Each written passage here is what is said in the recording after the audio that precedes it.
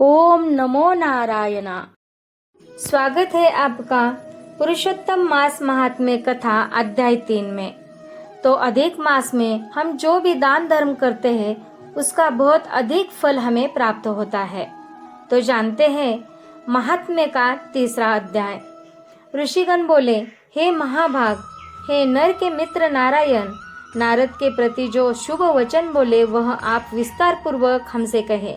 सूत जी बोले, हे द्विज सत्तमो नारायण ने नारद के प्रति जो सुंदर वचन कहे वह जैसे मैंने सुने हैं वैसे ही कहता हूँ, आप लोग जरूर सुने।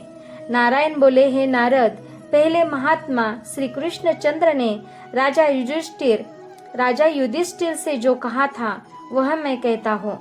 एक समय धार्मिक राजा अजात शत्रु युधिष्ठिर छल प्रिय धृतराष्ट्र के दुष्ट पुत्रों द्वारा द्यूत क्रीड़ा में हार गए।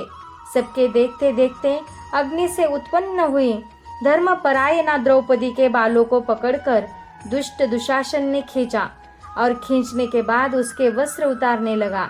तब भगवान कृष्ण ने उसकी रक्षा की। पीछे पांडव राज्य को त्याग काम्यक वन को चले गए। वहाँ अत्यंत क्लेश से युक्त वे वन के फलों को खाकर जीवन बिताने लगे। जैसे जंगली हाथियों के शरीर में बाल रहते हैं, इसी प्रकार पांडव के शरीर में बाल हो गए। इस प्रकार दुखित पांडवों को देखने के लिए भगवान देव की सुत मुनियों के साथ काम्यक वन में गए। उन भगवान को देखकर मृत शरीर में पुनः प्राण आ जाने की तरह युधिष्ठिर, भीमसेन, अर्जुन आदि प्रेम विहल होकर सहसा उठ खड़े हुए और प्रीति से श्री कृष्ण के गले मिले और भगवान कृष्ण के चरण कमलों में भक्ति से नमस्कार करने लगे। द्रौपदी ने भी धीरे धीरे वहां आकर आलस्य रहित होकर भगवान को शीघ्र नमस्कार किया। उन दुखित पांडवों को मृग के चर्म के वस्त्रों को पहने देख और समस्त शरीर में धूल लगी हुई, रूखा शरीर, चारों तरफ बाल बिखरे हुए द्रौपदी को भी उसी प्रकार दुर्बल शरीर वाली और दुखों से घिरी हुई देखा। इस तरह दुखित पांडवों को देखकर वे अत्यंत दुखी हुए।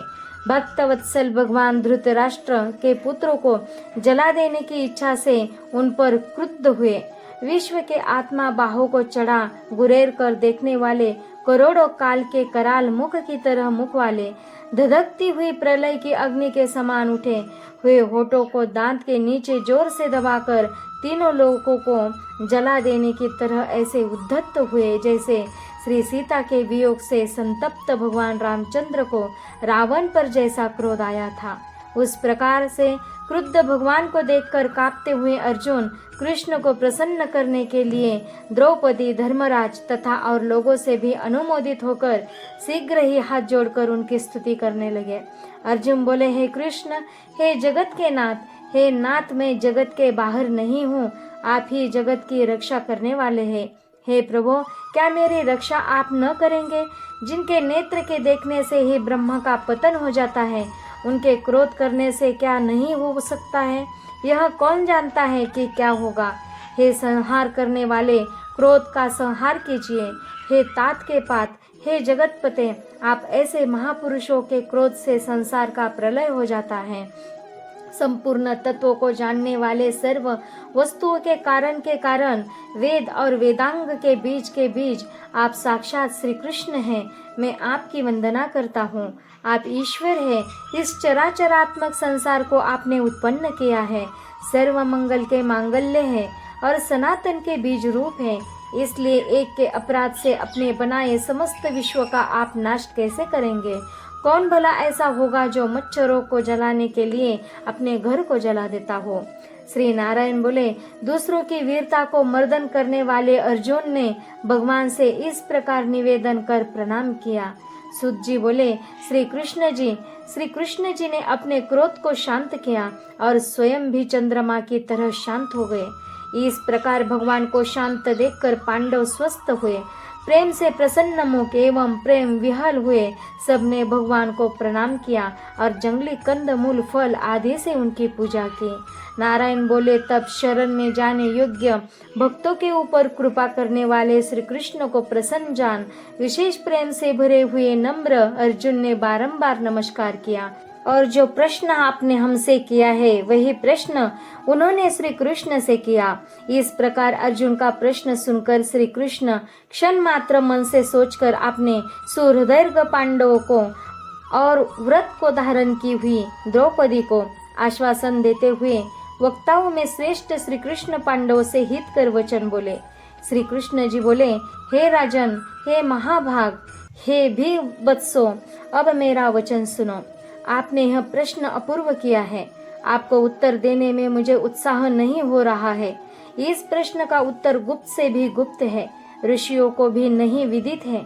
फिर भी ये अर्जुन, मित्र के नाते अथवा तुम हमारे भक्त हो, इस कारण से हम कहते हैं। हे सुव्रत, वह जो उत्तर है वह अति उग्र है, अतः क्रम से सुनो।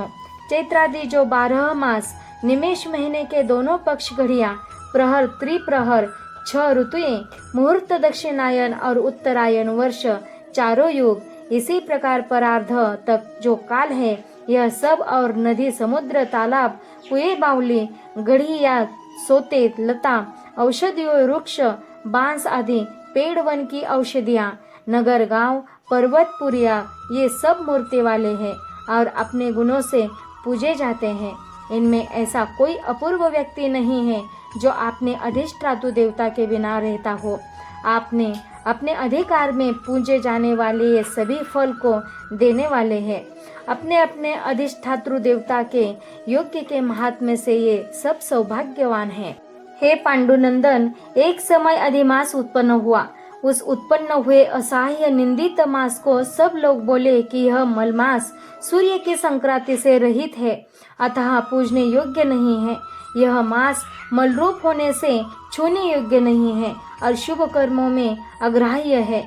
इस प्रकार के वचनों लोगों के मुख से सुनकर यह मास निरुद्योग, प्रभारहित, दुख से घिरा हुआ, अति खिन्न मिन्न चिंता से ही ग्रस्त मन होकर व्यथित हृदय से मरणासन्न की तरह हो गया।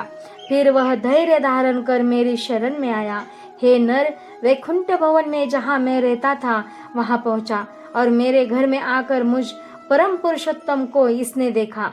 उस समय अमूल्य रत्नों से जटित सुवर्ण के सिंहासन पर बैठे मुझको देखकर यह भूमि पर साष्टांग दंडवत कर हाथ जोड़कर नेत्रों से बराबर आंसुओं की धारा बहाता हुआ धैर्य धारण कर गदगद वाणी से बोला।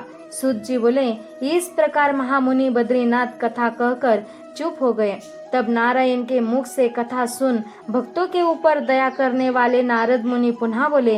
नारद बोले, इस प्रकार अपनी पूर्ण कला से विराजमान भगवान विष्णु के निर्मल भवन में जाकर भक्ति द्वारा मिलने वाले जगत के पापों को दूर करने वाले, योगियों को भी शीघ्र न मिलने वाले, जगत को अभय दान देने वाले ब्रह्मरूप मुकुंद जहाँ पर थे उनके चरण कमलों के शरण में आया हुआ। अधिमास क्या बोला? इति श्री बृहन्नारदीय पुराणे पुरुषोत्तम मास महात्म्ये तृतीय अध्याय। हरि शरणम।